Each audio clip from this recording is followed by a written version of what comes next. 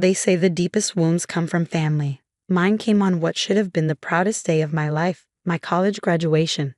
I stood in our grand living room, still wearing my graduation gown, my summa cum laude honors cord glinting in the afternoon light. The house buzzed with guests, the air thick with the scent of expensive catering and even more expensive perfume. My father, Marcus Bennett, CEO of Bennett Industries, held court near the marble fireplace, champagne in hand. And of course, Isabella will be following in my footsteps, he announced, gesturing to my older sister, already lined up for the executive training program. Pride radiated from his voice as Isabella preened under the attention, her designer dress probably worth more than my entire year's tuition. I lingered near the edge of the crowd, clutching my economics degree with honors, earned through countless sleepless nights and 3 part-time jobs. Not that anyone had noticed. To them, I was just Sophia, the second daughter, the afterthought. "What about Sophia?" someone asked. Another Bennett joining the company? The silence that followed felt like ice crawling down my spine. My father's face tightened, that familiar look of disappointment settling in. Sophia. He swirled his champagne, not meeting my highs. Well, she has different ideas about her future. Different. The word hung in the air like poison. What he meant was that I had refused to join Bennett Industries. Instead, I had accepted a junior position at a small tech startup, believing in their vision despite the lower starting salary. My mother, Victoria Bennett, stepped forward, her social mask firmly in place. We tried our best with Sophia, but she sighed dramatically. Sometimes our mistakes have minds of their own. The room went deadly quiet. Several guests shifted uncomfortably. Mother. Isabella gasped, though I caught the slight smirk playing at her lips. Mistake. The word echoed in my head, burning into my memory. Years of being overlooked, of having my achievements dismissed, crystallized in that single moment. My father didn't contradict her. He simply took another sip of champagne, his silence an endorsement. Even the guests, these supposed family friends, just awkwardly looked away. I stood there frozen as the weight of that word crushed against my chest. Mistake. The magna cum laude honors meant nothing.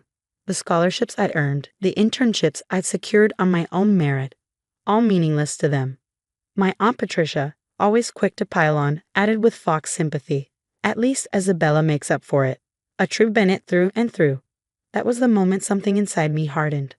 I carefully set down my graduation cap, straightened my shoulders, and walked to the door. No one tried to stop me. No one called my name. Sophia. My father finally spoke as I reached for the handle. Don't be dramatic. Your mother didn't mean. Yes, she did. I cut him off, my voice steady despite the storm raging inside. But that's okay. Your mistake is leaving. I walked out of that house and never looked back. They had no idea that their mistake had already been quietly building something revolutionary. The startup that offered me a job. I wasn't just joining as an employee. I was becoming a founding partner, bringing with me a revolutionary algorithm I developed during college.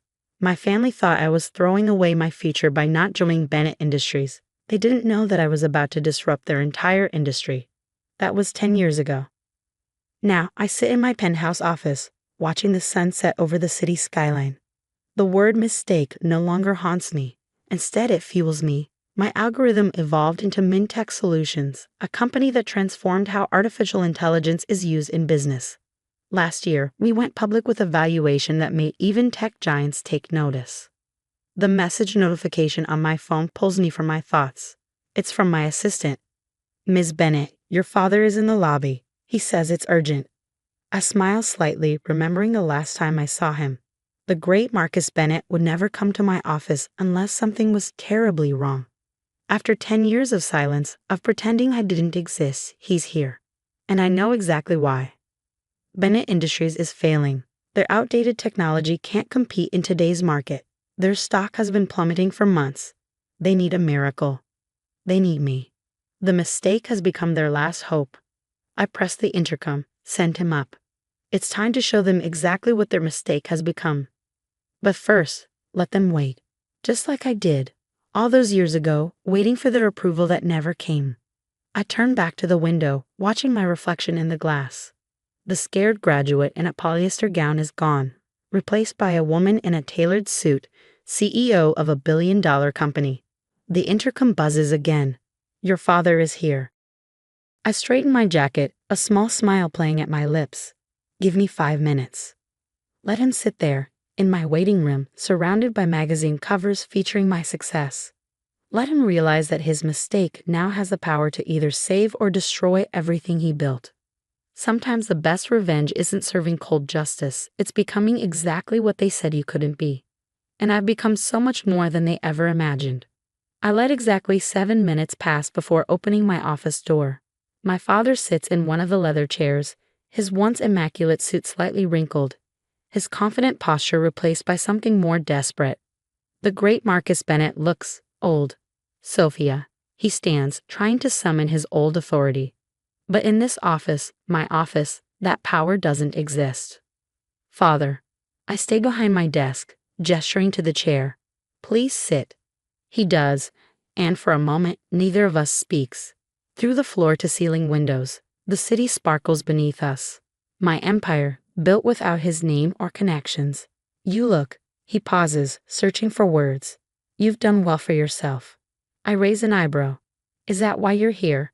To comment on my appearance? He shifts uncomfortably, his eyes darting to the awards lining my walls, the magazine covers featuring my face. The latest one reads, Sophia Chen, the woman revolutionizing AI, Mintech's $12 billion innovation. Chen.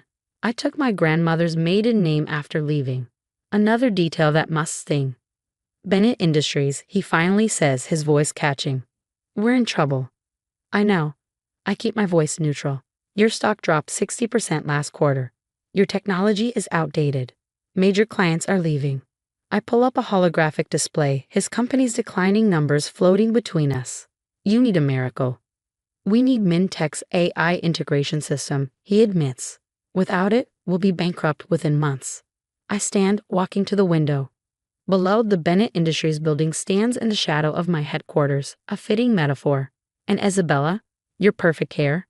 Can't she save the company? His silence speaks volumes. Isabella, for all her executive training, couldn't adapt to the changing market. Her arrogance, so like our parents, blinded her to the technological revolution I saw coming years ago. He clears his throat. She resigned last week, moved to Europe with her husband. Of course she did. Isabella always knew how to abandon a sinking ship.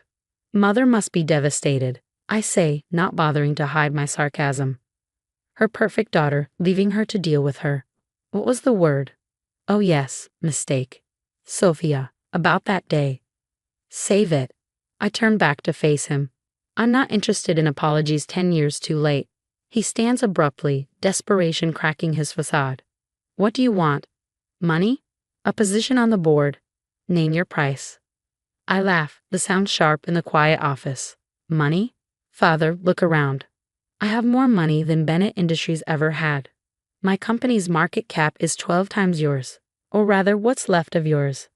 Then what? His voice rises. What do you want? Nothing. I sit back down, perfectly calm. I don't want anything from you, not anymore. We'll lose everything, he whispers.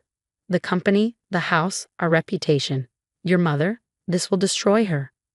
Like you tried to destroy me. He flinches. I pull out a folder, sliding it across the desk. But unlike you, I'm not cruel. Inside is an offer. Mindtech will acquire Bennett Industries, will integrate your remaining viable technology, retain 60% of your workforce, and provide you and mother with a comfortable retirement package. His hands shake as he opens the folder. This is a hostile takeover. No, Father. This is mercy. I stand again, my heels clicking on the marble floor as I walk around the desk. You have 24 hours to accept. After that, I'll offer the same deal to your board directly. They'll accept it, with or without your approval. You do this to your own family? Family? I lean against my desk, looking down at him. You made it very clear I wasn't family. I was a mistake, remember? He stares at the papers, decades of pride warring with desperation. And if I sign? Then the Bennett name survives, albeit under the Mindtech umbrella. You and mother keep your social standing, your country club memberships, your comfortable lifestyle. I smile slightly, without the power you're so accustomed to. The sun has fully set now, the office illuminated by the city lights below. In their glow, I see the moment my father finally understands. His mistake didn't just succeed, she surpassed everything he ever built. You planned this, he says slowly. All of it. No, father. You did. The moment you and mother decided I wasn't good enough, you set this in motion. I walked to the door, opening it. 24 hours. Choose wisely. He stands, clutching the folder like a lifeline. At the door, he pauses. Your mother, she wants to see you. No, my voice is firm. The only contact from now on will be through lawyers. That's the price of your mistakes, not mine. After he leaves, I pour myself a glass of whiskey, the same brand he used to celebrate Isabella's achievements with. The irony doesn't escape me. My phone buzzes, a message from my head of acquisitions. Bennett Industries board is already calling. They want to know if we'll negotiate separately. I smile, remembering all the family dinners where I sat silently, watching them praise Isabella while ignoring my existence. The graduation party where they called me their mistake. The years of doubt and pain their words carved into my soul. Tell them we'll talk tomorrow, I reply. After Marcus Bennett learns what it feels like to be powerless in his own company. Standing at my window, watching the city I now helped shape, I raise my glass in a silent toast. The mistake they tried to erase now controls their fate. The daughter they dismiss now decides their future. Sometimes the best revenge isn't proving them wrong. It's becoming so powerful that they're forced to admit it themselves. The message I've been waiting for flashes on my screen. Bennett Industries stock suspended from trading. Markets expect imminent takeover. I close my eyes, letting 10 years of vindication wash over me. Tomorrow the business world will be abuzz with the news. Mintech acquires Bennett Industries. They'll call it a strategic merger, a smart business move. But I know the truth. It's not just business. It's justice. And justice, like revenge, is best served by success. I pick up my phone, sending one final message to my father's number. The mistake says goodbye.